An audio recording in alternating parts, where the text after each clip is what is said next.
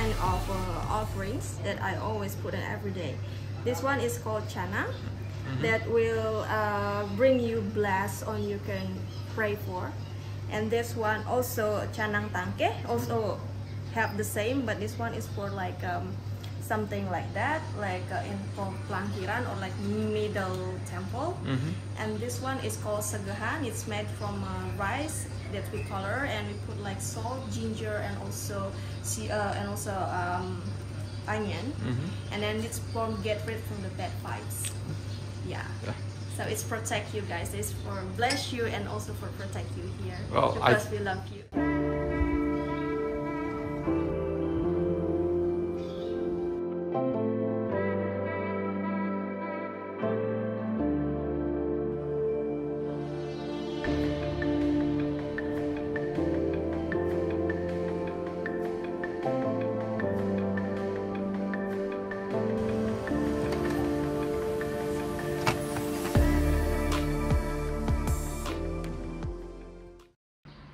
Okay, I'm gonna give you guys a tour of my Airbnb that I've been staying at for the past week. As you can see, it's pretty nice, tastefully done.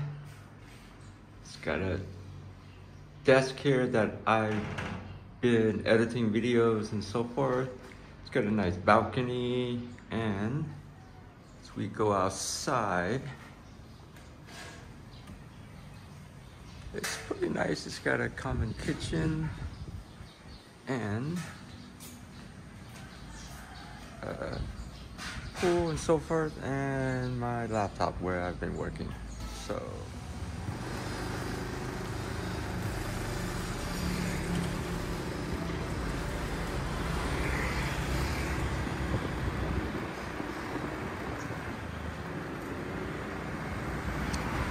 okay, so I'm gonna take you on a ride with me to the beach. This is what I do every morning. I get up and I take a ride to check out the surf. It's really convenient to have a scooter in Bali because, you know, it's hard to walk everywhere. And then there are different beaches that you can go to. So this one is like about a 1-minute ride from my Airbnb. So this first place I check out.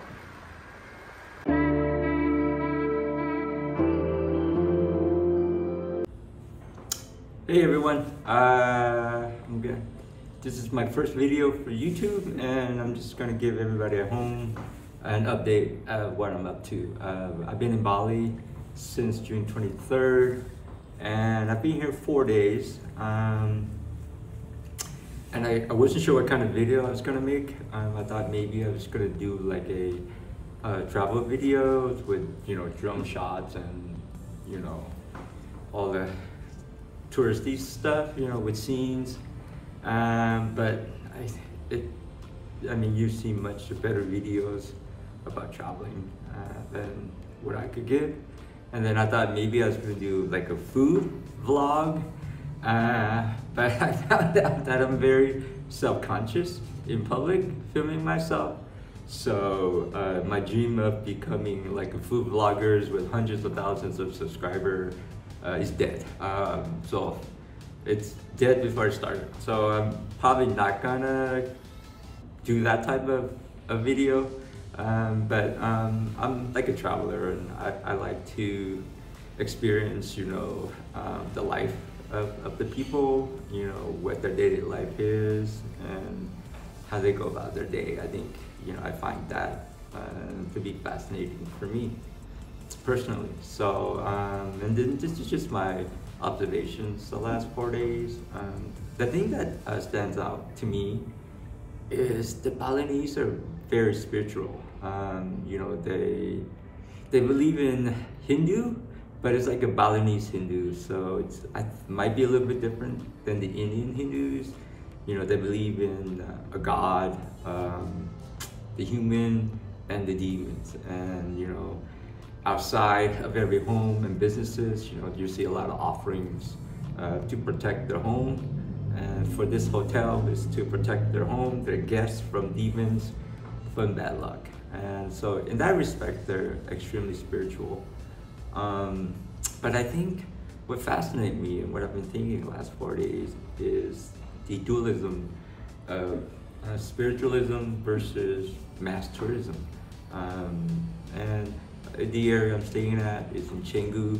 It's kind of like the South Beach. I've never been to South Beach, but there's a lot of young people, a lot of good-looking people. You know, everybody shows off their body, and like 80%'s got tattoos. So, which is, I'm not judging. That's just what I'm describing, and I guess it fascinates me how, this kind of dualism between spiritualism and mass tourism and how it affects the people.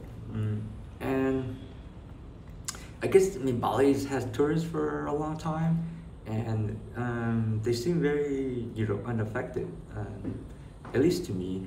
Anyway, I think they've been able to keep a balance, and I think that's part of their culture, is, finding the balance and not to overreact certain ways, and, even, the pandemic the last 2 years, Bali's been very strict. They shut down the country for long periods of time, but there's no mass rioting like, in China, or, people aren't complaining about masks, and, you don't have like a Balinese Karen complaining about wearing masks. So I think because of their deep root in their spiritualism and their religion, they've been able to keep like an even keel throughout. And there's such lovely people. I for a country that has so much tourism, I think the attitude toward Westerners is very even keel, and they just go about their daily life. So I think that's what fascinates me, and that's what I've been thinking about the last few days. And in my videos, some of the earlier shots, I was trying to show the the spiritual side of the island versus all the tourism and all the Western restaurants and so forth. But this is my first video, so I haven't edited a video in so long. I have to relearn everything, so just bear with me. It's not going to be professional, anything like that. But yeah, so here are just some random thoughts I have about Bali. I think first thing is, I think when you are an island and you open yourself to tourism, you're making a deal with the devil. In exchange for tourist dollars, you are destroying your environment slowly, because of tourism, because everything they import a lot of plastics, a lot of stuff into the island, which makes money. And the problem is, you don't make money taking out the plastics out of the island. So, there's no really incentives to take them out. And, I think, and we see that in Thailand and in the Philippines, the smaller islands where they had to shut down just because, their environment was disturbed so much. And, luckily for Bali, it's a big island, and so they can withstand it much longer. But for how long? I don't know. And look, I'm a tourist, so I'm not judging. I'm as guilty as the next person.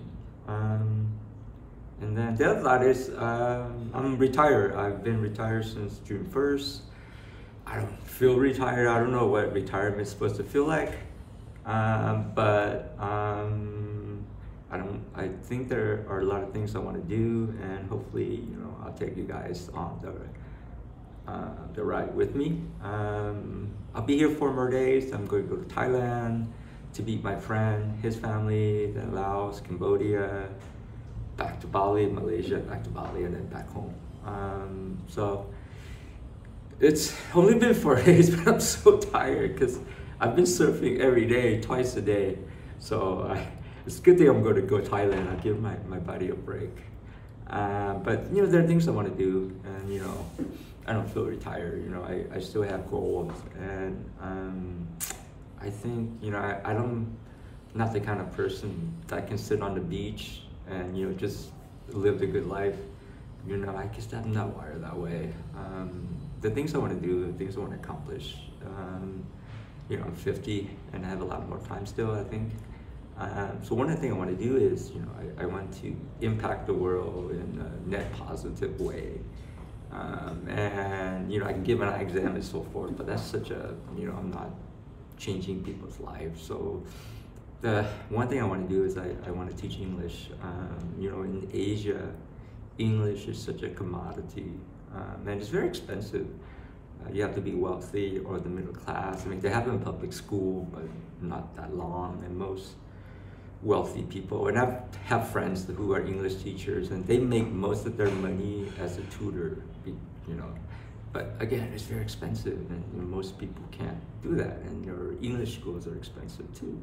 So when I was in Laos in 2013, I met this monk, and in well, he's a former monk. He works at the hotel as a receptionist, and I asked him, hey, you know, who taught you English? And he's saying that there's a guy from California that would come and teach English to the monks. And, you know, at the time I thought that was the coolest thing, and, you know, my dream was, you know, to be able to do that one day. And it sounds so cool. And so, you know, 9 years later, I think I'm able to do that. So, I mean, one of the things I want to do is, you know, travel, make YouTube videos, but I don't know if that's enough, you know, for me. I want to do something good, you know, be like a net positive for the world. It sounds ambitious and pretentious, but that's what I'm thinking, and I'm not sure where I'll be. You know, I'm gonna go to Laos, then Cambodia. You know, Laos I can probably teach at a temple somewhere. You know, in Cambodia, my friend runs an NGO, and they have a school, you know, for kids, poor kids. So those two places are, you know, easily accessible for me to teach English right away. You know, I have an English teaching certificate online, so for what that's worth. But Bali, I think, you know, it'd be a little harder, but, you know, selfishly, I love Bali because of the surfing and the, you know, the quality of life, you know.